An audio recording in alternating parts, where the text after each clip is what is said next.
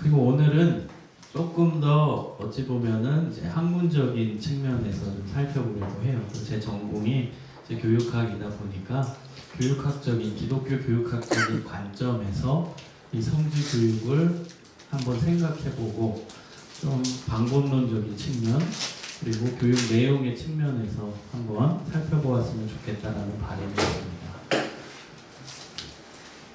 자, 제가 머리 복잡한 거 하나 가지고 왔는데요. 여러분 그냥 상식적으로 보셔도 좋을 것 같아요. 급해가지고 PPT를 그냥 만들었는데 한번 보세요.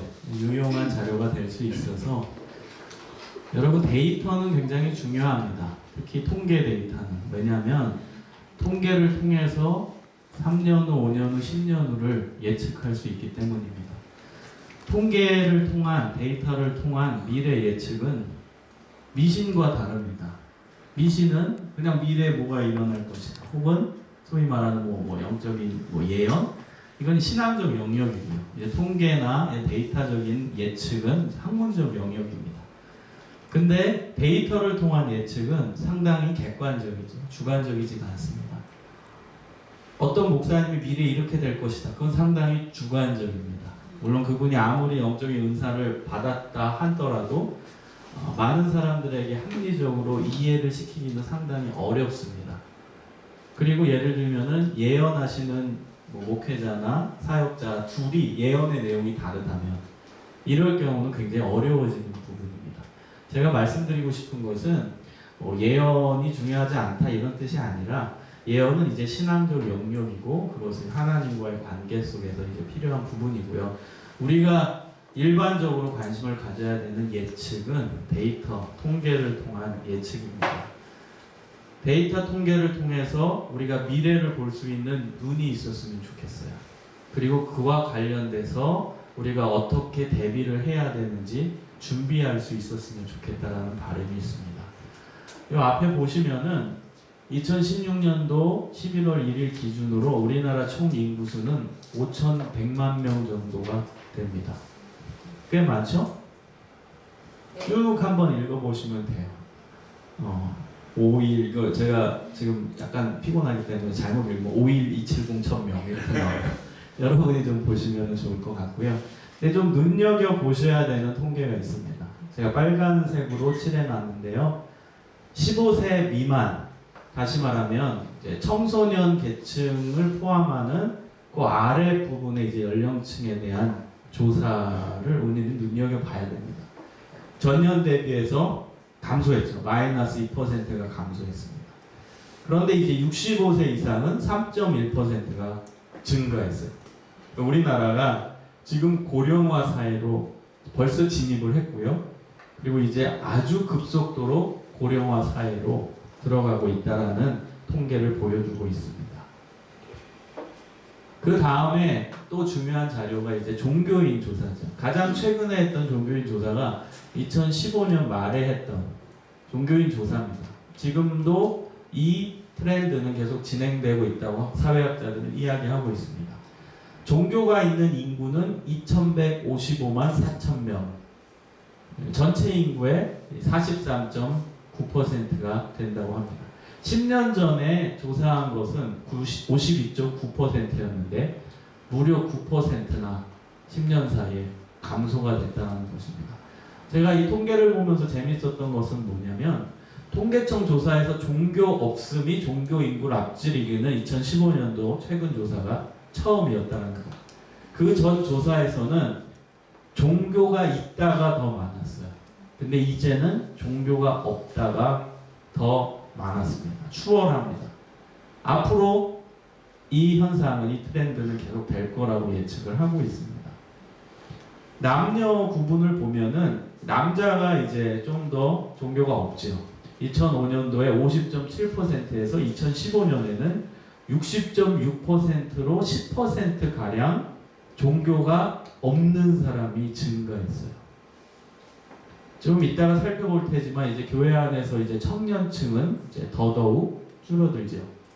그래서 요즘에 그런 얘기하죠. 교회 안에 신실한 남자 청년이 없다. 그게 이 통계에서 드러나는 거예요. 종교인 조사를 보면은 우리 기독교 조사랑 연결이 됩니다. 이 트렌드가 기독교 트렌드도 같이 가고 있기 때문에 그렇습니다. 종교가 없는 여성 역시 2005년도에 43.6%에서 51.6%로 8%가량 증가했습니다. 예전에는 여성들이 종교를 많이 가지고 있었습니다. 그런데 여성조차도 종교가 없다라는 비율이 점점 증가하고 있다는 추세입니다. 이 부분을 여러분이 눈여겨보시고 지금 세대 그리고 앞으로 3년, 5년 후, 10년 후 어떻게 진행될 것인가 고민해 보셨으면 좋겠습니다. 다음 이제 연령별로 한번 살펴본 것입니다. 연령별로는 나이가 적을수록 종교가 없는 비율이 높습니다. 종교가 없는 인구 비율이 가장 높은 연령대는 20대 대학생입니다. 64.9%. 이것이 교회 안의 통계랑 똑같이 진행됩니다. 교회 안에서도 가장 연령층이 없는 데가 어디인 줄 아세요? 청년층입니다. 청년도 뭐 20대부터 40대까지, 요즘엔 40대도 청년들이 있는데 가장 이제 비율이 적은, 교회 다니는 비율이 적은 연령대는 20대 초중반입니다. 대학생들이라는 것입니다. 대학생들이 교회 안 나와요. 대학생들이 종교에 관심이 없다라는 것입니다. 자, 그 다음 우리가 눈여겨보아야 하는 이제 통계는 70대 이상에서 종교가 없는 인구는 41.8%로 가장 적습니다. 다시 말하면 70대 이상에서는 종교를 가진 비율이 높다라는 것이죠. 전 연령대 중에서 가장 높게 나온다는 것입니다. 이것은 기존의 종교를 가지고 있던 사람들이 나이가 들었다라는 근거가 되기도 하고요. 또 하나는 이제 죽기 얼마 안 남았으니까 종교에 대한 관심이 늘어가는 것이죠. 그런 이제 철학적인, 종교 사회적인 분석을 할 수 있다는 것입니다. 자, 그래서 하나 더 볼게요. 요거까지 보고 그 다음에 정리를 해볼게요. 저희 교단 통계입니다. 대한예수교 장로의 통합측 통계 2016년도 자료를 보면은 세례교인이 12,000여 명이 감소됐습니다. 그 세례교인 수는 총 173만 3천 명으로 전년도보다 12,000명이 감소됐습니다. 매년 지금 감소 추세를 보이고 있어요. 저희 교단과 합동 측이 이제 엎치락 뒤치락 1, 2위를 하고 있거든요. 재작년에 저희가 1등 했다가 합동 측이 다음 연도에는 또 1등 했다가 교세로 봤을 때는요. 근데 어쨌든 합동 측 자료도 봐도 똑같아요. 같이 감소세요. 메이저 교단이 그렇다면 다른 교단은 말을 안 해도 여러분 아시겠죠. 다른 교단은 아주 급감하고 있습니다. 그리고 제가 눈여겨본 이 자료는 뭐냐, 서리집사 수였습니다.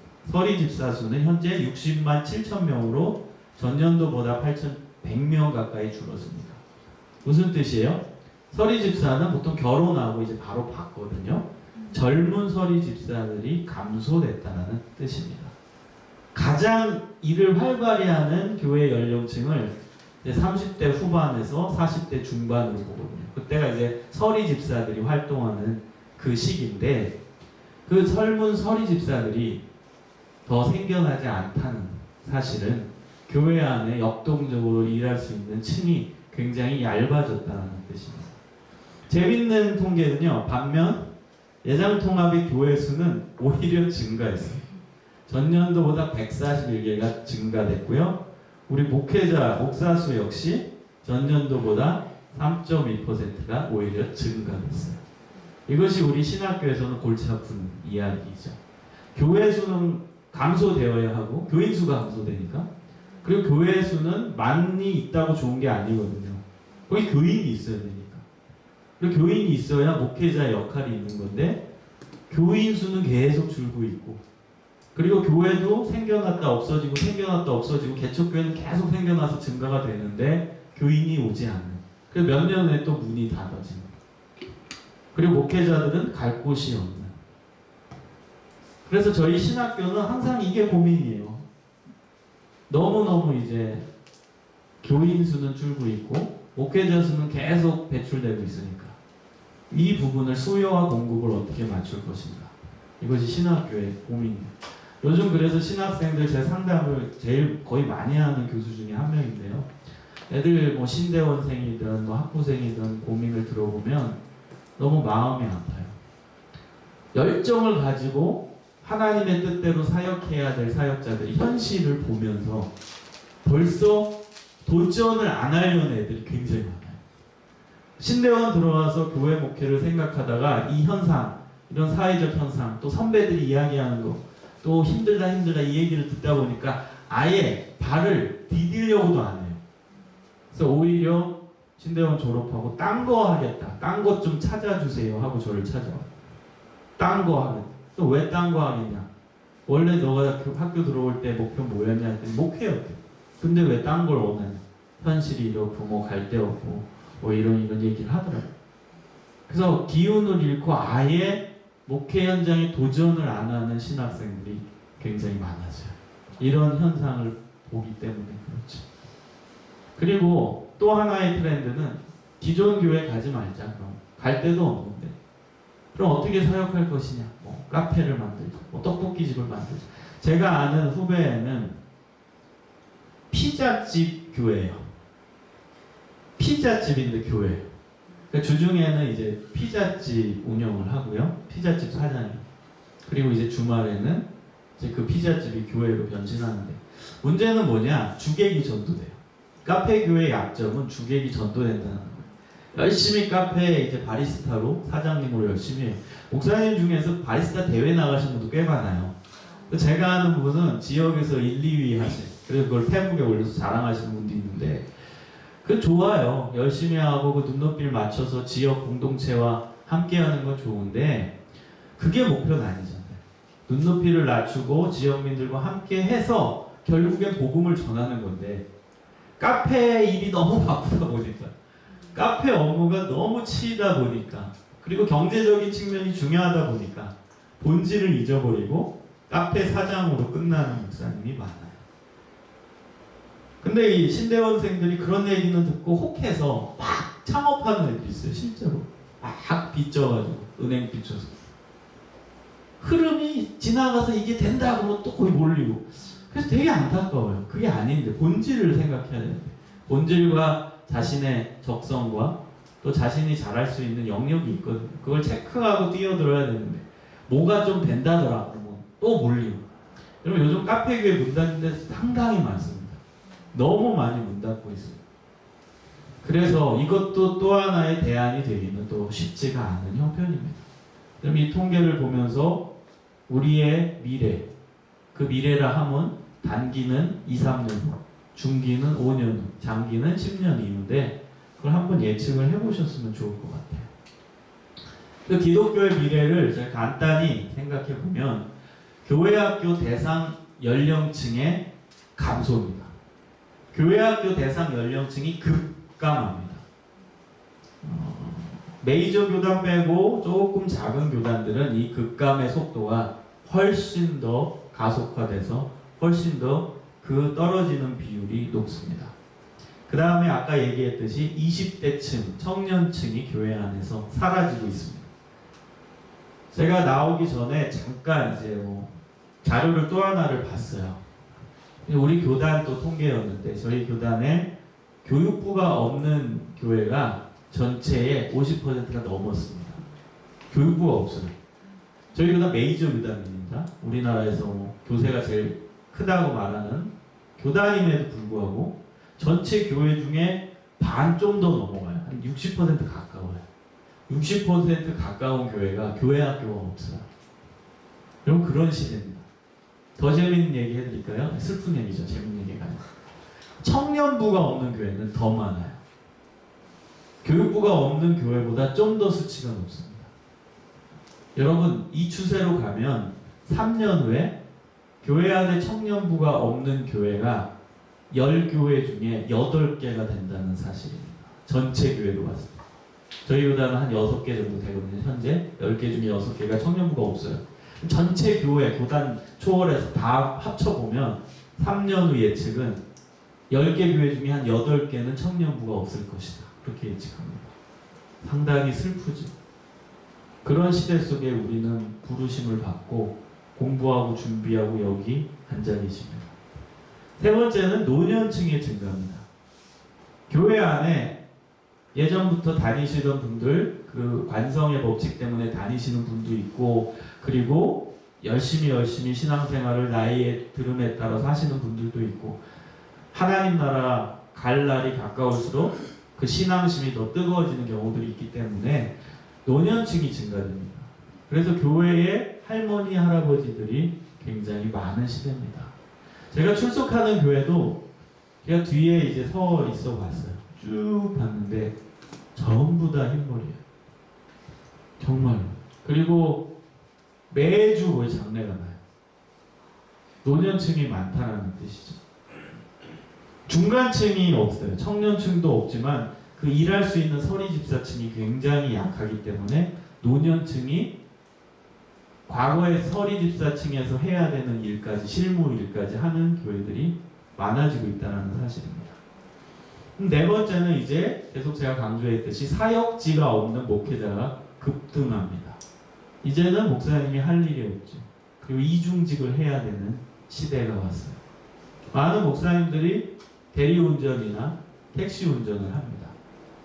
제가 친하게 지내고 있는 목사님도 대리운전을 하세요, 밤에. 그렇게 해서 생계를 유지하는 경우들이 많아지고 있다는 것입니다. 그래서 이에 대한 이제 우리가 관심을 가져야 되는 이제 교육적인 관점은 첫 번째, 이 교회학교 대상 연령층이 감소에 대한 대안으로 캐치프레이즈를 걸어본 겁니다. 교회학교 대상 연령층에 맞는 창의적 교육 프로그램이 필요하다. 창의라는 말을 집어넣었습니다. 왜냐하면 기존에 있는 교육 프로그램 가지고는 대안이 되기가 쉽지 않기 때문에 그렇습니다. 기독교 교육에서 이것도 해보고 저것도 해보고 돌려보기도 하고 또 제3의 것을 만들려고 기존의 것을 엎어서 다시 쌓아오기도 했는데 결국 거기서 거기였다는 거죠. 속된 말로 그 나물에 그 밥이 됐더라는 거죠. 뭐 제자훈련도 해봤다가 큐티훈련도 해봤다가 그것도 해봤다가 두 개 믹스도 해봤다가 구조적 성경 공부도 했다가 다 해봤는데 결국에는 이게 굉장히 제한이 되더라는 거예요.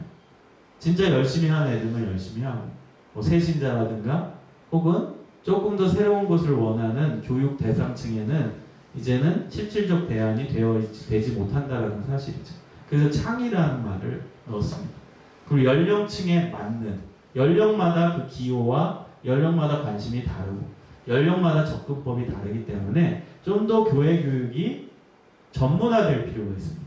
뭉뚱그려가지고 그냥 이거 가르치고 뭉뚱그려서 이거 다 합시다가 아니라 대상에 맞는, 대상에 대한 이해가 전제된 교육 프로그램이 필요하다라고 저는 진단을 내립니다.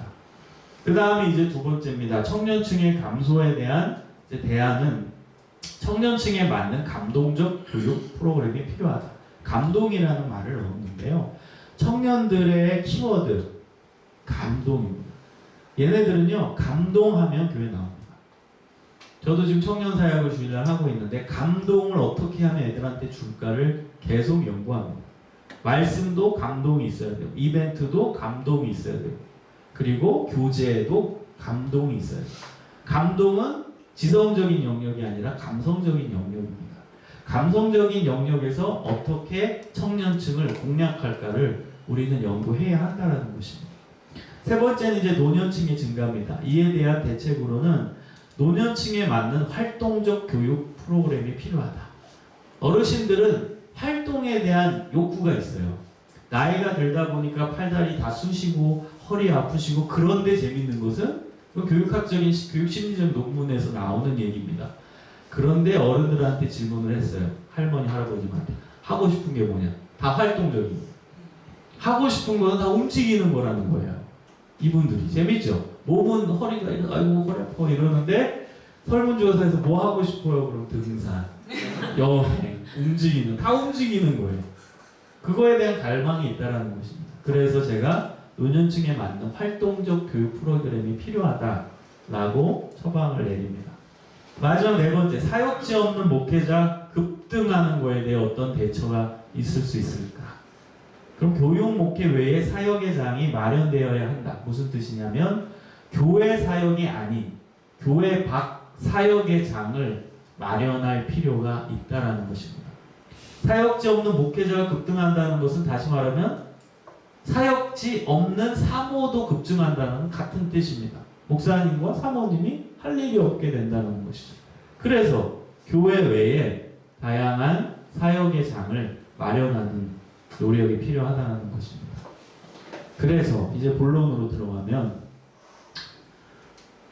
이제 교육에 대해서 한번 좀 우리가 고민해보고 이거와 관련돼서 우리가 성지 교육을 할 텐데 어떤 식으로 구조화하면 좋을지를 생각해봤으면 좋겠어요. 조금 전에 이야기를 한번 연결해서 마무리 지어보면요. 여러분 이 첫 번째, 두 번째, 세 번째, 네 번째에 다 적합한 프로그램이 뭘까요? 딱 나와야죠. 성지교육이죠. 성지교육. 아 이걸 얘기하려고. 성지교육이 입에서 다 나와야죠. 교회학교 대상 연령층에 맞는 창의적 교육 프로그램 성지교육이죠. 성지교육, 성지순례. 청년층 감동 어디서 받아요? 성지에서 받죠. 어르신들 활동 어디서 해요? 성지에서. 성지순례. 자 목사님 사모님 할 일이 없어요? 성지 해설사 하면 되죠. 또 강의 안 해도 되겠네요. 자 그래서 이것이 뭐 껴맞추기가 아니라 이건 제가 정말로 교육학에서 제 스스로 연구한 내용이에요. 그리고 이에 대한 프로그램들이 필요하고 활동들이 필요한데 너무나 기가 막히게 성지교육, 성지순례가 이에 다 맞춰진다라는 것이죠. 그리고 성지교육이라는 이 키워드가 이 네 가지를 다 포괄할 수 있는 중요한 대안이 될 수 있다는 것이죠. 자, 이제 교육을 좀 여러분 공부하시면 좋을 것 같아서 제가 간단하게 교육에 대해서 수업을 하도록 하겠습니다. 교육에 대한 성찰적 키워드는 한 7가지로 제 나름대로 정리를 한 것인데요. 다른 거는 기억할 필요 없이 육하 원칙 플러스 누구를만 기억하시면 됩니다. 이게 육하 원칙이거든요. 누가 어디서 언제 무엇을 어떻게 왜 그리고 거기에 누구를 하나를 첨가한 것입니다. 뭐 교사 교육을 하던 교사대학을 가던 제가 느끼는 건 뭐냐면은 아무리 교육에 대해서 열심히 강의해도 1시간 후면 다 잊어버리시더라고요. 그래서 제 고민은 어떻게 하면은 잊어버리시지 않을까가 고민이에요. 그래서 이 키워드로 여러분 기억하시게끔 이야기를 하려고 합니다. 누가 누구를 어디서 언제 무엇을 어떻게 왜. 누가는 뭐죠? 교육을 하는 교육자에 대한 분석입니다. 여러분은 저는 교육자라고 명명하고 싶어요. 이제 성지순례 교육을 받고 교육을 감당할 수 있는 자질을 갖춘 분이라고 저는 미리 믿음으로 전제합니다. 그럼 여러분은 누구예요? 교사예요. 교육자예요. 성지순례 교육자입니다. 프로라는 뜻이죠. 프로. 그럼 자기 자신을 분석하는 게 교육에 대한 중요한 성찰적 키워드. 내가 누군가? 교육자인 나는 누구인가? 나는 교육자로서 어떤 사람이어야 하는가? 나는 성지순례 해설사로 어떤 사람이어야 하는가? 하나님 앞에서. 이것이 누가에 대한 성찰적 질문이에요. 그리고 성찰의 내용입니다. 이 누가와 왜는 연결이 되어 있습니다. 왜? 왜는 뭐예요? 내가 왜 교사가 됐나? 내가 왜 교육자가 됐나? 내가 왜 성지순례자가 되고 싶은가? 왜? 이게 철학적이면서 근원적인 질문인 거죠. 내가 다른 거 해도 되고 또 다른 봉사도 있고 또 다른 데서 열심히 할 수도 있는데 왜 내가 여기 와 있지? 내가 왜 성지순례 교육을 받고 있지? 내가 왜 성지순례사가 되어야 되지? 내가 왜 교육자가 되어야 되지? 그게 바로 왜에 대한 성찰적인 질문입니다. 그 다음은 이제 어디서입니다. 어디서. 어디서는 뭐예요? 교육의 장이죠. 어디서 가르칠 것이냐? 어디서 활동할 것이냐? 여러분 우리 모임에 적용을 해보세요. 어디서 할 거예요? 어디? 성지죠. 어디? 좀 더 고민을 많이 하셔야 돼요. 성지가 전부일까? 성지와 관련된 SNS의 장도 교육의 장이 아닐까? 고민을 하셔야 돼요. 그래서 장을, 교육의 필드를 고민을 하시면은 하면 할수록 정말 다양한 교육의 현장들이 나올 수가 있어요. 성지를 발굴할 수 있고 또 성지와 관련된 교육들을 온라인에서 또 오프라인에서 탁월하게 감당할 수 있게 되는 겁니다. 자, 그 다음은 이제 언제입니다. 언제 할 것이냐, 언제 이 성지 교육을 할 것이냐, 언제 성지 순례를 할 것이냐. 이 언제에 대한 부분을 교육을 하는 사람이라면 반드시 성찰을 해야 됩니다. 나는 언제 우리 아이들을 가르치지? 내가 우리 아이들을 언제 성지로 안내하지? 성지 교육을 언제 시킬 수 있을까? 그 부분을 고민을 많이 하셔야 좋은 교육자가 됩니다. 좋은 성지순례 해설사가 될 수가 있습니다. 언제에 대한 부분을 고민하셔야 됩니다. 요즘 교육은요, SNS의 이제 발전과 더불어서 굉장히 많이 확대가 됐습니다. 옛날에 교회 교육이라 하면 일주일에 한 번, 주일날 10시부터 12시, 9시부터 11시 교회에서 애들 만나는 걸 교육의 전부라고 생각하던 시대가 있었어요. 지금은 감사하게 이 SNS가 발전했기 때문에 교육에 대한 시간이 굉장히 확장이 됐어요. 밤에도 할 수 있죠. 그리고 낮에도 할 수 있죠. 새벽에도 할 수 있죠. 이것이 우리는 잘 활용할 수 있는 지혜가 있다라면은 굉장히 SNS를 선용할 수가 있습니다. 악용이 아니라 선용할 수 있다는 것입니다. 그래서 어디서와 언제는 확장이 될 수 있다. 고민을 많이 하면 할수록. 어디서도 굳이 오프라인에서 안 만나고 온라인에서도 만나는 것도 교육의 장이거든요. 이 부분을 좀 고민을 많이 하셔야 됩니다. 제가 온라인을 많이 강조했는데 이 시대는 온라인과 접촉되지 않고는 교육을 제대로 할 수가 없는 시대입니다. 그렇기 때문에 우리가 성지라는 이 좋은 컨텐츠를 어떻게 구현해낼 것인가, SNS의 장도 탁월하게 감당할 수 있어야 됩니다. 영상 자료라든가 홈페이지 접근이라든가 트위터라든가 혹은 뭐 단체 카톡이라든가 등등 여러 가지 이제 교육의 툴, 교육의 이제 여러 가지 도구들을 사용할 수 있는 지혜가 있어야 한다는 것입니다. 자, 그 다음은 이제 무엇을입니다. 무엇을. 커리큘럼이죠. 무엇을 가르칠 것이냐. 우리 성지교육 해설사로 얘기하면 무엇을 가르칠 것이냐. 그 교육 내용이 중요한 것이죠. 내가 뭐 예를 들면 이제 청소년 아이들을 데리고 성지교육을 시킬 텐데, 성지 해설사 할 건데, 뭘 가르칠 것이냐. 이 교육 내용이 중요해야 됩니다. 과거의 전통적인 이제 교육에서는 이 교육 내용이 가장 중요했죠. 이걸 소위 커리큘럼이라고 하죠. 교육하면은 70~80%가 커리큘럼이었어요. 커리큘럼만 잘 되면, 좋으면 좋은 교육이라고 이야기를 했습니다. 그런데 지금 시대는 사실은 이 커리큘럼에 대한 부분의 강조점이 옆에 나와 있는 어떻게와 연관이 될 때 45대55 정도입니다. 교육 내용 무엇을이 45고요. 오히려 어떻게가 더 중요해진 시대입니다. 어떻게가 55%예요. 시대가 바뀌었어요. 지금은 아무리 좋은 컨텐츠, 아무리 좋은 커리큘럼이라도 어떻게에 대한 부분이 연구되지 않고 굉장히 아마추어적이면은 그 교육은 실패한다라고 봅니다. 제가 재미있는 예를 들면요. 예전에는 과거의 교육의 개념에서는 내용이 중요합니다. 고추장, 된장, 그리고 뭐 간장, 이 내용이죠. 그 자체가 중요해요. 그 고추장, 간장, 된장을 옹기 그릇에 넣었던, 유리 그릇에 넣었던, 플라스틱 그릇에 넣었던 상관없었어요.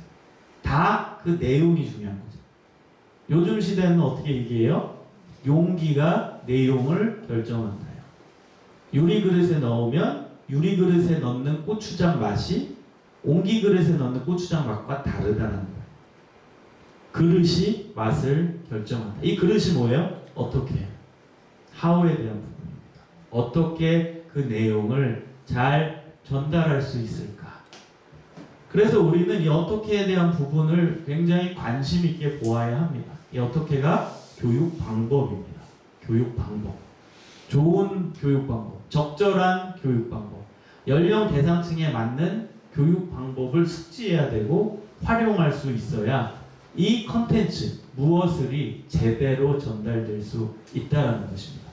그래서 우리는 이 두 가지에 관심을 지대하게 가지면서 연구를 해야 돼요. 뭘 가르칠 거냐, 그걸 세팅하는 것도 필요해요. 그런데 그것을 대상층에 따라서 어떻게 전달할 수 있을까? 노년층이 달라야 돼요. 노년층과 아동층은 다르고요. 청소년층 또 달라야 됩니다. 접근법이 똑같으면 안 됩니다. 하우가 달라져야 한다라는 것입니다. 여러분 이 7가지를 꼭 교육에 대한 성찰적 키워드로 인지하시고 계속 고민하셨으면 좋겠어요. 고민하고 오늘만 고민하는 게 아니라 여러분이 교육자로 또 리더로 혹은 성지 해설사로 설 때 계속적으로 고민하는 그런 단계가 있어야 되고 성지 해설사 예를 들면 뭐 5년을 했어요. 10년을 했어요. 그래도 매번 성찰해야 되는 중요한 질문이라는 것입니다. 자, 그래서 성지 순례 교육은 아까 전에 얘기했던 커리큘럼, 왓에 대한 부분, 새로운 이제 교육 내용이 필요하죠. 기존에 없는 교육 내용. 거기에 플러스해서 복합적 교육 방법을 사용해야 한다는 것입니다. 하우에 대한 부분이 철저하게 검증되고 전문화되고 활용되어야 한다는 것이죠. 자, 성지순례 교육의 특징, 한국 성지순례 교육의 특징으로 제가 생각해 본 것은요, 살아있는 성경의 이야기죠. 성경의 이야기가 지금 라이브로 다가올 수 있죠. 성지순례. 지금도 역사하시는 하나님의 이야기입니다. 그래서 살아있는 감동이 있죠. 그 두 번째는 같은 문화권 속에 우리 선배의 이야기입니다. 언제 사람이 감동을 받냐? 이야기와 이야기가 만날 때입니다. 나의 이야기와 선배의 이야기가 만날 때 거기에 동감과 감동의 역사가 일어나게 되는 것이죠. 그 다음에 성지순례 교육의 특징은 이제 선교의 이야기죠. 하나님의 선교.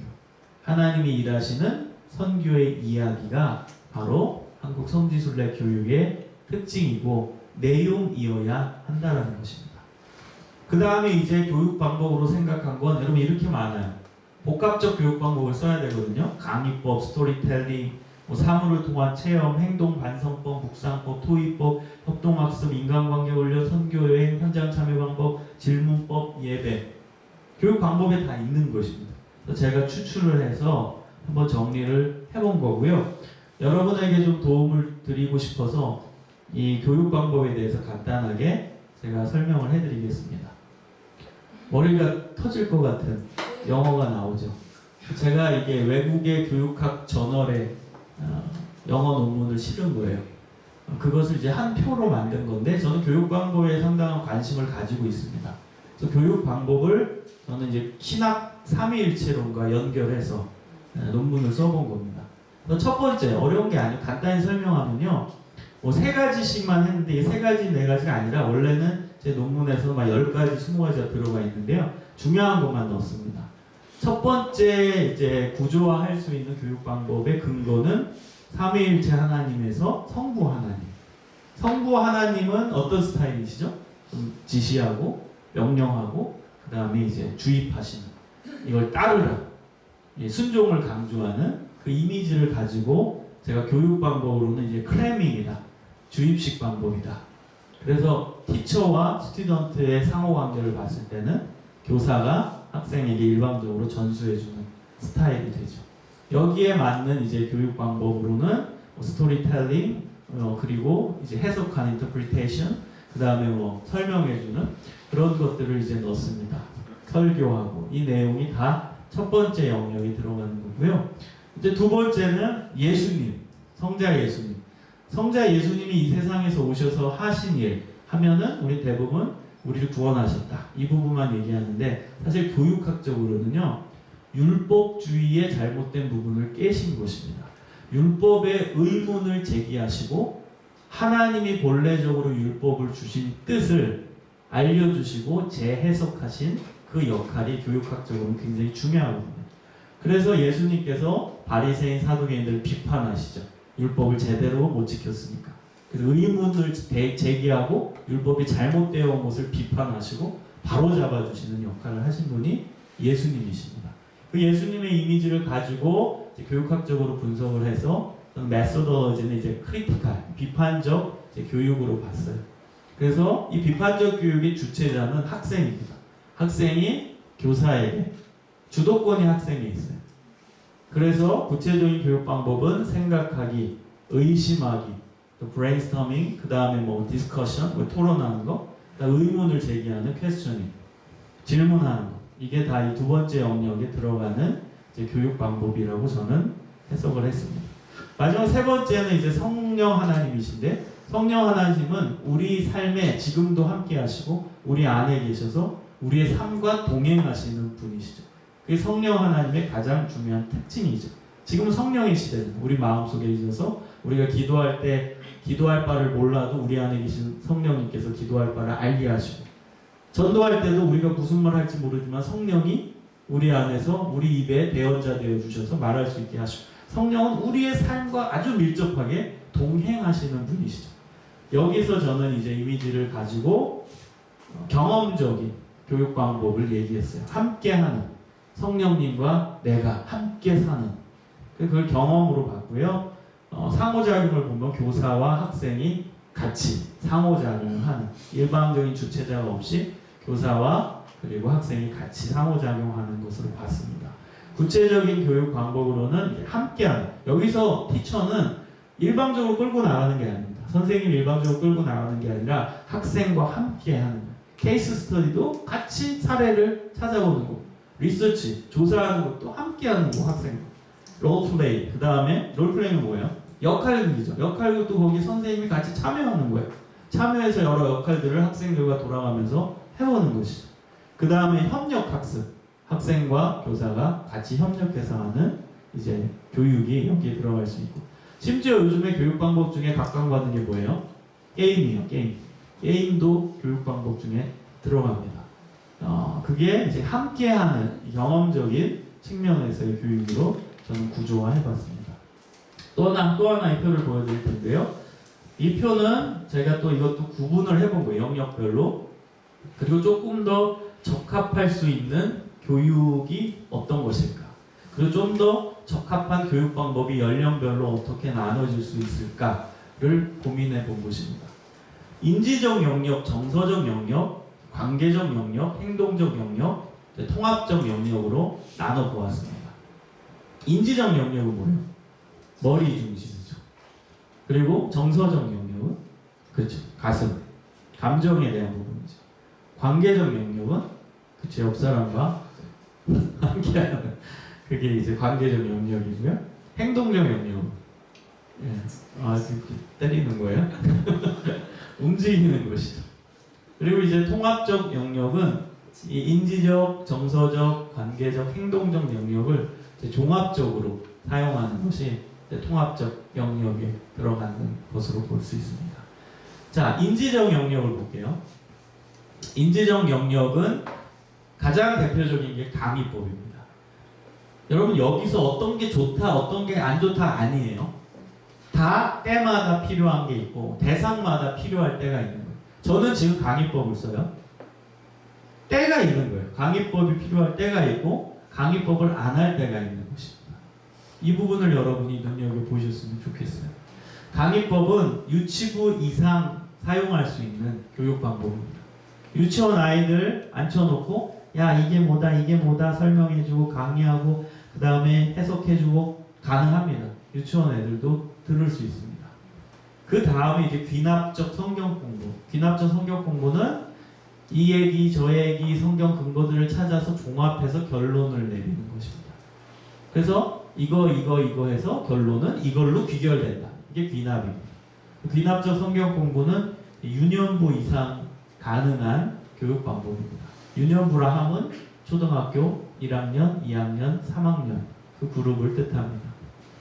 그 다음은 이제 스토리텔링인데요. 스토리텔링은 이야기를 이야기하는 거죠. 이야기식으로 전달하는 것이. 유치부, 유년부의 효과적입니다. 제가 뭐 이상으로 여기는 안 쓰고 효과적이기 때문에 그냥 유치부, 유년부라고 표현을 했습니다. 아이들은요, 유치부, 특히 유치부는 좀 고학년입니다. 학년이 아니기 때문에 이제 나이로 얘기를 하면 7살. 그 다음에는 이제 유년부 1, 2, 3학년이 효과적인데요. 요때 아이들은 발달 시기로 봤을 때는 상상을 통해서 이미지를 구현해내는 시기입니다. 그러면 이때 좋은 교육 방법은 뭐예요? 이야기예요. 계속 들려주는 것입니다. 혹시 이 연령대를 지나고 있는 우리 집밖에 없네? 없죠? 다른 분들은. 이때 좋은 교육 방법은 읽기가 아닙니다. 듣기입니다. 자꾸 들려줘야 됩니다. 이야기를 들려주는 거예요. 성경도요, 성경 읽기보다는 성경 듣기가 좋습니다. 읽기는 요 연령대는 좋은 방법은 아니에요. 글자를 배우고 뭐 읽고 그런 부분에서는 좋을지 모르지만 상상력을 개발하는 데는 굉장히 마이너스 요소가 됩니다. 오히려 읽기 교육. 그래서 이 시기 때는 계속 들려주면 좋아요. 성경도 계속 들려주고, 그 다음에 요즘에 성경 앱이 나왔잖아요. 성경 드라마 바이블 같은. 그럼 계속 들려주는 게 참 좋은 방법이에요. 엄마가 동화책 읽어주고, 엄마가 성경 이야기 읽어주고, 그게 가장 좋은 탁월한 교육 방법입니다. 여러분, 이스라엘 교육을 쉐마 교육이라고 얘기하잖아요. 쉐마가 뭐예요? 들으라. 그렇죠. 신명기서 6장 4절에 나오는 들으라 이스라엘, 쉐마 이스라엘. 그게 이제 이스라엘 교육을 대표하는 교육 방법입니다. 듣는 교육이 이스라엘 히브리 교육입니다. 많은 사람들은 뭐 유대인들 똑똑하다, 뭐 탁월하다, 유대인들이 뭐 노벨상에 뭐 30%를 탔다, 그 얘기는 많이 해요. 그 교육법도 연구를 많이 하는데 복잡하지 않습니다.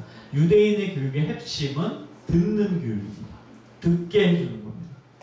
그래서 유대인들 어린애들, 저도 예전에 이스라엘에 갔을 때 유대인 집에 이제 방문을 했더니 진짜 하더라고요. 정말 듣기 교육을 시켜요. 계속 얘기해요. 지겹게 얘기합니다.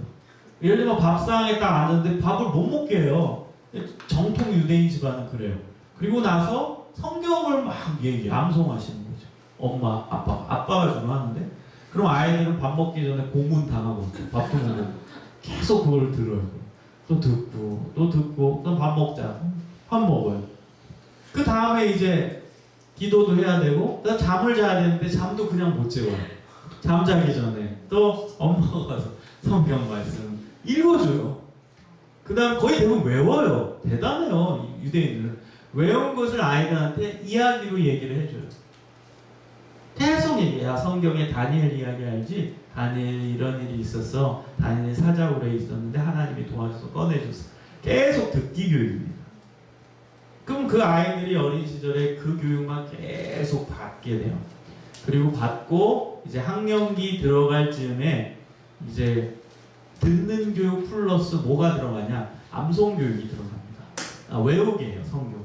듣고 계속 상상한 것을 이제 컨텐츠화하는 거죠. 교육학적으로 분석해 보면 듣는 것에서 끝나지 않고 그것을 컨텐츠화하는 거는 이제 머리에 집어넣어야 되거든요. 그게 암송이거든요. 그래서 듣는 거, 그건 이야기를 통한 상상력이에요. 그 다음에 컨텐츠를 집어넣는 거는 그것은 암송이에요. 그 두 가지를 이제 병행합니다. 그것이 초등학교 교육입니다.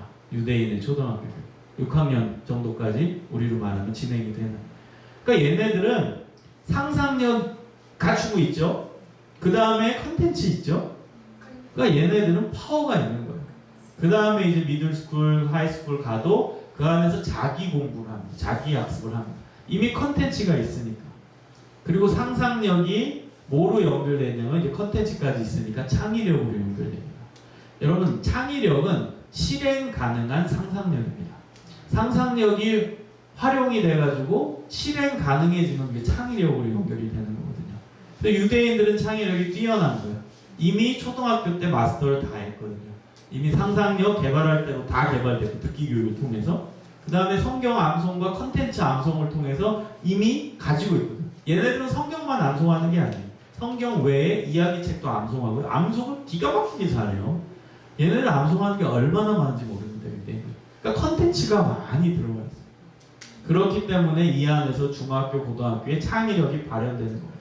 지금 약간 곁길로 샜는데 중요하기 때문에 말씀을 드린 거예요. 한국 교육을 분석해 보세요. 어때요? 반대로 가지 않나요? 우린 중학교, 고등학교 때 죽어라고 암기하죠. 입시 때문에. 반대로 하고 있다는 거예요. 그리고 나서 초등학교로 가면 우리나라 학교 애들이에요. 우리나라는 귀가 얇은 나라 같아요. 제가 교육학으로 봤을 때. 뭐냐면 외국 교육이 잘 되더라. 외국 교육이 인간적이 되더라. 인권 중심이고 아이들한테 많이 맞춰주고 자율성을 존중하더라. 이것만 가지고 와서 어디에 적용하는 줄 아세요? 초등학교에 적용해요. 미국이나 영국이나 이제 이스라엘이나 중고등학교에서 하는 걸 우리나라는 가지고 와서 어디 적용해요?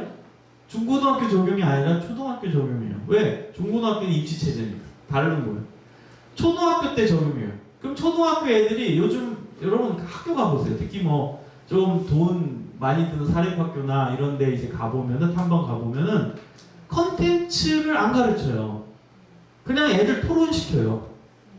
그리고 그냥 애들 자율적으로 얘기하게끔 해요. 이 좋은 교육일까요? 발달 교육으로 봤을 때? 아니에요. 이 초등학교 때, 유치원 때는 막 토론하고, 그래서 요즘에 초등학교 가면 애들이 막 토론하고 막 이러거든요. 그게 멋있는 게 아니라 애들 키워주는 게 아니에요. 그거는 다른 유럽이나 미국의 중고등학교가 하는 거예요. 그걸 우리는 좋다고 가져와서 그래 이렇게 바뀌어야 돼. 근데 적용은 중고등학교에 못하죠. 입시 때문에. 초등학교에 적용하는 거예요. 어떤 데는 유치원에도 적용. 애들이 앉아가지고 토론하고 컨텐츠 없이 선생님이 그걸 굉장히 선진교육이라고 생각해요. 좋은데 문제는 연령이 잘못 적용됐죠. 이 아동층 초등학교 유치부는 뭘 해야 돼요? 특기 교육과 컨텐츠를 넣는 거예요. 암송을 하고 어찌 보면 주입식 교육이에요. 어찌 보면은 그 안에 컨텐츠를 넣는 일방적 교육, 교사가 학생에게 일방적으로 내용을 전수하는 교육이 초등학교 때 이루어져야 돼요. 그 다음에 창의적 교육, 그 다음 토의, 토론, 그 다음에 학생 자율에 맡기는 교육은 중고등학교 때 진행되는 컨텐츠가 있는 상황. 근데 우리 한국 교육은 거꾸로 가는 거죠. 중고등학교 가면 반대로 이제 외우죠. 시험 본다고 외우고 또 외우고. 그래서 한국 교육이 잘못됐다는 거예요. 제가 교육학적으로 분석을 해보면 그 연령 대상에 따른 교육이 잘못 이루어지고 있는 겁니다. 그 부분을 여러분이 좀 상식적으로 알고 계시면 좋을 것 같아요.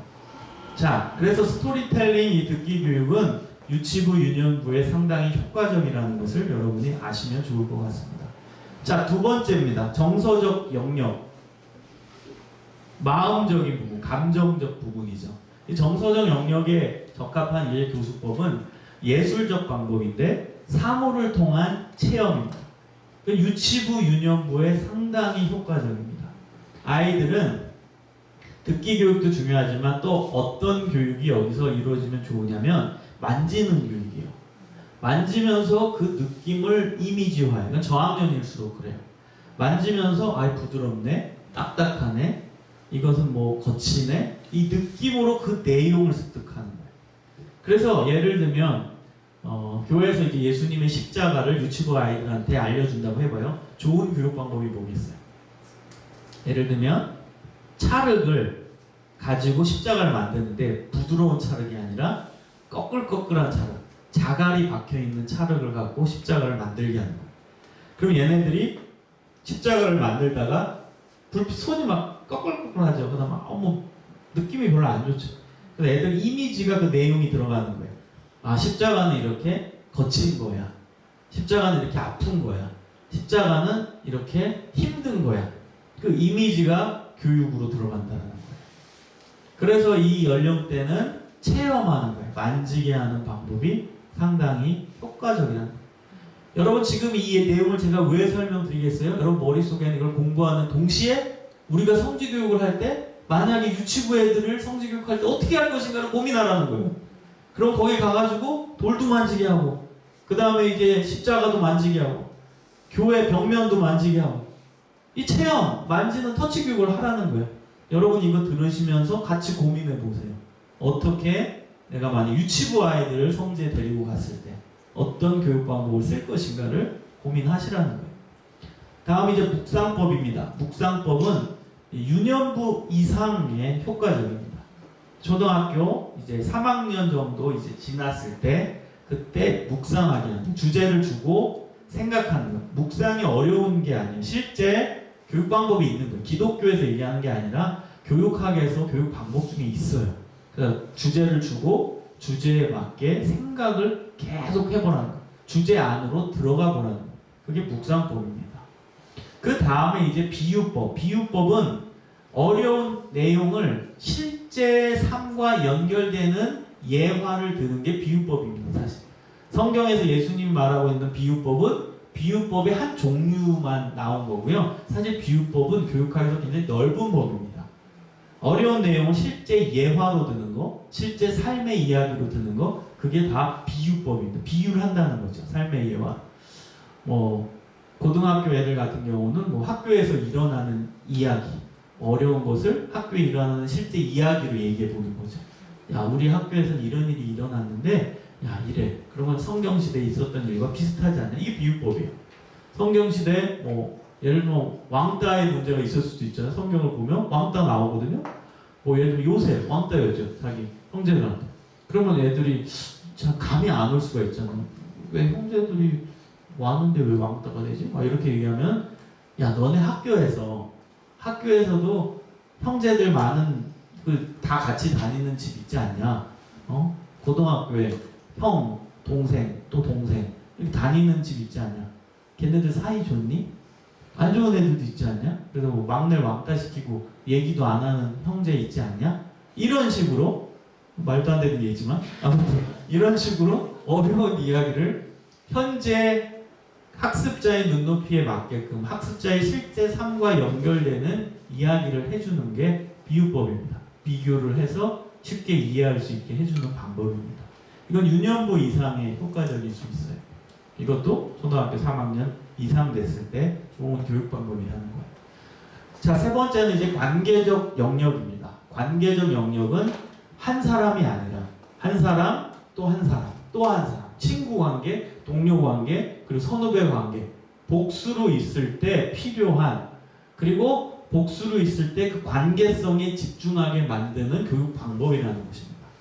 토의법이 있죠. 의견을 가지고 자기 얘기만 하는 게 아니라 선생님 얘기만 하는 게 아니라 선생님도 얘기하고 구성원들도 얘기하고 학생들, 그 학습 공동체에서 학습자들도 이야기하게 하는 방법이 토의법입니다. 토의법은 중등부 이상에서 상당히 효과적인 교육 방법입니다. 왜냐하면 여러분 가장 비판적 사고가 완숙해지는 때가 언제인 줄 아십니까? 중2입니다. 우리는 요즘에 중2병 얘기하지만 교육학에서는 이름이 달랐지만 있었어요. 그 시드롬이 있습니다. 증상이.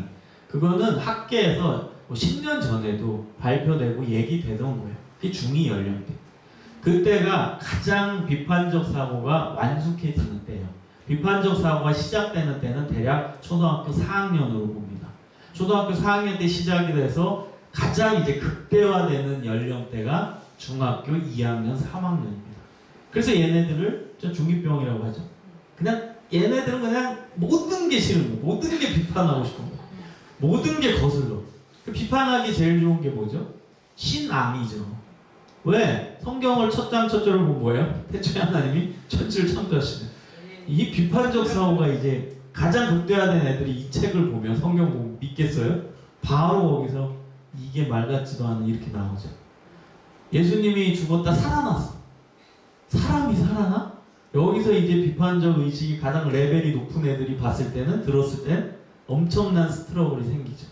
그리고 그걸 얘기하고 있는 전도사, 목사가 밥맛이죠. 교회 다니고 싶지 않고. 그래서 얘네들이 가장 신앙교육하기가 사실은 어려워요. 근데 이런 아이들한테, 예를 들어 중등부 이상의 중2 애들, 가장 이 비판적 사고가 막 증상이 발현되고 있는 애들한테 강의법을 한다고. 야, 이거 믿어 주입식으로 계속. 야, 하나님이 태초에 천지를 창조하셨어. 알지? 믿어. 그냥 믿어. 그게 맞다니까? 야, 그냥 이거 외워. 태초에 하나님 천지 창조하셔서 외워요. 그럼 얘네들의 비판적 레벨은, 수치는 어떻게 되겠어요? 클라이막스, 완전 맥시멈이 되죠. 그래서 그 분노감이 완전 표출되죠. 그걸 가르쳐준 선생님에게, 목사님에게, 이제 엄마 아빠도 그렇게 가르치면 이제 엄마 아빠가 이제 등을 돌리게 되는 안 좋은 역사가 일어나죠. 자, 그래서 토익법은 이때 사용하는 거예요. 중등부 이상, 중2, 중3, 고 넘어가는 이제 고등학교 때까지 일방적으로 이거다라고 하는 게 아니라 이야기를 들어주는 게 토익법입니다. 선생님도 중2 아이의 이야기를 들어주는 거예요. 이거에 대해 어떻게 생각해? 그럼 자기 얘기를 하는 거예요. 태초에 하나님이 천지를 창조하신 거 어떻게 생각해? 그거 어떻게 믿어요? 아, 그렇지. 쉽지 않지. 공감해주고. 그런데 온 만물을 봐봐. 정교하게 만들어지지 않니? 너의 몸을 봐봐. 이거 어떻게 우연히 됐을까? 누가 제작해서 만든 거 아닐까? 어떻게 생각해? 의견을 묻고 의견을 듣고 또 선생님도 듣고 또 질문하고 또 듣고 또 상호작용하는 게 토익법입니다. 자, 그 다음에 이제 두 번째는 협동학습. 협동학습은 이제 초등부 이상에서 아주 효과적인 교육 방법입니다. 초등부라 하면 이제 4, 5, 6학년인데 4, 5, 6, 5, 6 넘어가서 뭐 중학교 다 좋은 방법입니다. 협동은 같이 협력해서 어떠한 목표를 이루어가는 학습이 협동학습인데 게임의 형태로 이제 많이 나타날 수가 있죠. 그래요. 예를 들면은 뭐 우리 수련회 때 가면 성경 구절을 이제 프린트 A4 용지 하나 프린트해서 흩어가지고 조각을 맞춰라. 그래서 어떤 구절이 나오는지 해라. 이런 게 다 협동학습법이거든요. 여기 혹시 선생님 하시는 분들이 있다면 말씀드리고 싶은 게 뭐냐면 수련회 때만 그런 거 하지 마세요. 주일에도 좀 하십시오. 왜 우리는 수련회 때만 그런 창의적인 걸 하려는지 모르겠어요. 매주 주일이 중요한 건데. 그래서 여러분이 우리가 성지교육에 관련돼서 뭐 만약에 협동학습으로 해보겠다. 고민해보세요. 이걸 어떻게 아이들이 협동해서 어떠한 목표를 이루게 할 수 있을 것인가. 여러 가지 나오시죠. 방금 전에 성경 구절 그걸 가지고 한 것처럼 예를 들면 어떤 스크랜튼 선교사다. 그럼 스크랜튼 선교사는 누구다. 이런 명명하는 거 있잖아요. 그걸 이제 뭐 찾기 놀이를 해도 되고 스크랜튼 선교사는 뭐 이화 학당을 만들었다. 뭐 어떻게 했다. 이런 것을 이제 여러 조각들로 찾기 하기. 협동해서 찾는 거거든요. 그리고 그 용어도 다 조각으로 내서 다 흩은 다음에 퍼즐 맞춰봐요. 혹은 뭐 예를 누구 해볼까? 베어드 선교사, 숭실대학교 만든 베어드 선교사의 뭐 초상화를 하나를 프린트했다고 해봐요. 그걸 막 조각을 내요. 퍼즐같이 맞춰봐. 이런 게 다 협동학습이에요. 할 수 있는 건 무궁무진하죠. 컨텐츠 개발. 자, 그 다음에 이제 집단 탐구법. 집단 탐구법은 뭐냐면 어려운 내용을 주는 거예요. 그리고 찾게 하는 거예요. 이거 되게 재밌어요. 우리 성지교육에서는 성지순례 갔을 때 할 수 있는 아주 좋은 방법이에요. 예를 들면 아이들 데리고 가서 6학년 애들 데리고 갔어요. 성지에. 야, 여기에는 신비로운 돌이 있어. 그 돌을 찾아서 사진 찍어서 단카에 올려. 그 사람 상 받는다. 그럼 조 나눠가지고 미션을 주는 거예요. 신비한 돌이 있는데 그 유래 이런 거를 설명해 주는 거예요. 신비한 돌이 예전에 여기 언더우드 목사님이 와서 거기에 돌을 이렇게 손으로 만질 때 그런 돌이 여기 있거든. 한번 찾아볼래? 이 미션을 주는 거예요. 그럼 애들이 집단 탐구하는 거예요. 어디 있지? 돌이 이렇게 많은데 이 돌이냐 저 돌이냐 막 찾아요. 그리고 찾아요. 그리고 사진을 찍는 거죠. 인증사. 이런 거 너무 좋은 방법이죠. 이게 집단 탐구법입니다. 초등부 이상에서 효과적인 방법입니다. 인간관계 훈련은 이제 같이 이거는 이제 목표가 서로 친해지는 거예요. 같이 친해지는 교육 방법으로 우리도 게임 형태로 많이 하죠. 신문지 위에 올라가고 또 반으로 접고 또 올라가고 또 반으로 접고 또 올라가고 이게 이제 인간관계 훈련인데 이제 중등부 이상에서 아주 효과적입니다. 이 중등부 이상 되는 애들 중등부부터 포함하는데 가장 중요한 또 이들의 특성이 뭐냐? 친구 찾기입니다. 자기 마음에 맞는 친구, 자기 인생과 함께할 친구 찾는 시기가 중등부 이상이거든요. 그래서 인간관계 훈련이 아주 탁월합니다. 여러분 중등부 이상 아이들은 친구를 찾는데 반대로 내 친구가 아니라고 생각하면 적으로 생각합니다. 그래서 아이들이 왕따 문제, 학원폭력 문제가 나타나는 거예요. 내 마음에 맞고 내 기준에 맞으면 친구, 그런데 아니면 무섭게 매몰차게 적으로 생각합니다. 이게 중등부, 고등부 아이들의 또 특징이기도 해요. 특히 중등부 애들이 그래요. 그래서 이런 애들한테는 이제 인간관계 훈련으로 접근해서 서로 친해지게 하는 훈련이 필요하다는 거죠. 다음 이제 역할극입니다. 역할극은 이것도 이제 중등부 이상에서 효과적인데요. 예를 들면 예수님께서 제자들의 발을 씻겨주는 장면, 성경의 본문을 역할극로 하던 시나리오로 그냥 짜는 거예요. 선생님, 교사가. 그래서 예수님, 내가 이제 너희들의 발을 씻기겠다. 그 다음에 베드로, 못 씻깁니다. 못 씻깁니다. 예수님, 안 씻기면 너는 나와 상관이 없다. 베드로, 그럼 제 발도 씻겨주세요. 그 다음에 가룟 유다, 나도 씻겨줘요. 이런 식으로 등등. 그리고 나서 뭐 하는 거예요? 역할을 바꾸는 거예요. 예수님 했던 애가 가룟 유다 역할을 하는 거예요. 가룟유다 역할을 했던 애가 예수님 역할을 하는 거예요. 동일한 시나리오를 가지고. 그럼 여기서 엄청난 공감의 역사가 일어나요. 예수님 역할을 했던 애가 졸지에 가룟유다 역할을 하거든. 그럼 그 대역이 바뀌어지면은 그거에 따라서 거기에 한번 공감해보고, 가룟유다도 해보고 예수님도 해보고, 예수님이 얼마나 대단한 분인지, 얼마나 놀랍게 우리를 섬기셨는지, 제자들을 섬기셨는지를 공감할 수 있다는 것이죠. 그래서 여러분, 이 역할극도 우리 성지교육에서 시도해 볼 만해요. 성지에는 스토리가 있잖아요. 그 다음에 그 위인의 스토리가 있다고, 삶의 스토리. 그걸 시나리오화해서 성지교육하기 전에, 성지교육, 성지순례 하기 전에, 혹은 성지순례 갔을 때 그 성지 현장에 들어가기 그 앞에서 한번 해보는 거예요, 역할도. 그래서 선교사 역할도 해보고, 그 다음에 그 옆에 같이 따라갔던 조선인 1, 2, 3, 뭐 이런 식으로 시나리오를 짜서 서로 한번 해보고, 또 바꿔서 해보고, 야, 우리가 지금 시나리오 해본 그 장소가 여기다 하고 들어가는 거예요. 엄청나게 감동이 되고 공감이 될 수 있겠죠. 자, 그 다음에 이제 행동적 영역입니다. 행동적 영역은 행동 반성법, 이건 고등부 이상에서 효과적입니다. 자기가 행동한 것을 반성하게 하는 거예요. 진지하게 자기 자신을 돌아보고, 음악도 틀어주고 하면서 뭘 잘못했냐. 그리고 이제 행동을 실제로 해보는, 실천을 해보는 거예요. 일단 실천하고 돌아와가지고 또 내가 부족했던 것을 반성하게 하고, 행동하고 반성하고, 행동하고 반성하고, 활동하고 반성하고, 활동하고, 이 반성이라는 단어는 너무 무겁게 생각하지 마세요. 활동하고 부족했던 점, 그리고 좀 더 내 자신을 돌아봤을 때, 아, 이런 안타까웠던 점이 있었다. 성질을 돌아보면서 뭐 미션을 줘서 행동을 했어요. 그 안에서 아이들이 느끼고 변화될 수 있잖아요.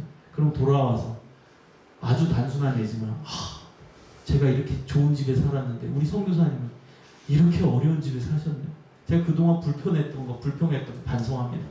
행동 반성법. 돌아보고 나서 자기가 얼마나 부족했는지, 얼마나 불평을 많이 하고 살았는지 반성하는 거예요. 행동 반성법.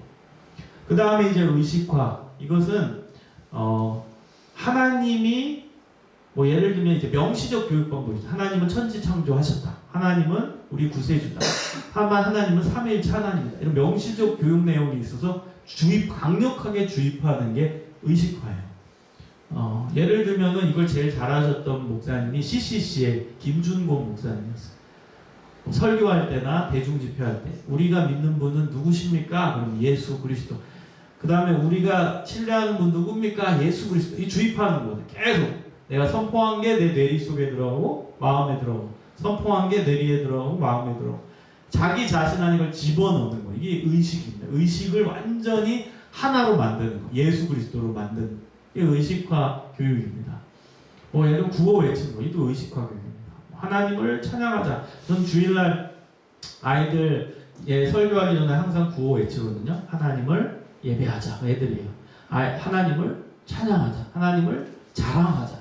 그래서 선포를 해요. 그게 의식화 교육이에요. 우리는 하나님을 선포해야 돼. 하나님을 자랑해야 돼. 하나님을 찬양해야 돼. 그 의식 속에 계속 그걸 집어넣는 거예요. 구호 외치기 하면 돼요. 우리 성지 교육할 때 뭐 성지는 하나님의 보물이다. 뭐 성지는 하나님의 역사다. 이거 외치게 하는 거지. 이게 의식화 교육입니다. 자, 그 다음에 이제 문제 해결 방법입니다. 문제 해결 방법은 문제를 꺼내서, 그리고 그 문제를 어떻게 해결할 것인지를 이야기를 듣게 하는 겁니다. 그걸 찾게 하는 겁니다. 학생들이 가지고 있는, 그래서 이제 고등부 이상에서 효과적인데, 왜냐하면 고등부 아이들이 가진 문제가 굉장히 심각한 게 많거든요. 우리가 알다시피 뭐 왕따 문제부터 뭐 자살 문제부터 또 애들 때리는 문제, 폭력의 문제부터 굉장히 많거든요. 문제가 많기 때문에 문제 해결 방법이 효과적이라는 거예요. 그래서 문제 해결 방법은 이런 겁니다. 이것도 뭐 시나리오가 필요한데요. 시나리오를 쓰는 거예요. 학교 안에서 일어날 수 있는 뭐 예를 들면 문제들, 김성중 교회 다니는 학생이 학교 복도 지나가고 있습니다.